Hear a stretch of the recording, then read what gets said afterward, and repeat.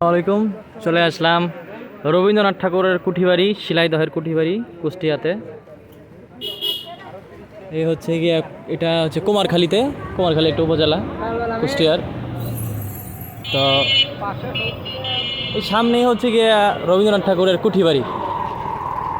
তো এইখানে থেকে আর কি রবীন্দ্রনাথ ঠাকুর তার পদ্মাপাড়ে থেকে তার জমিদার কার্য পরিচালনা করেছে।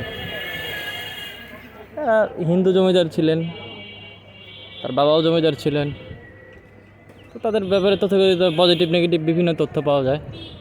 তো লালন মেলা চলছে, তো এই উৎসব মুখর পরিবেশে প্রচুর লোকজন লালন মেলা থেকে রবীন্দ্রনাথের কুঠিবাড়িতে এসেছে। গড়াই নদী পার হয়ে, গড়াই ব্রিজ পার হয়ে, কুমারখালী আলাউদ্দিন নগর পার হয়ে এদিক দিয়ে কুমারখালীর শিলাইদহের কুঠিবাড়িতে এসেছি রবীন্দ্রনাথ ঠাকুরের।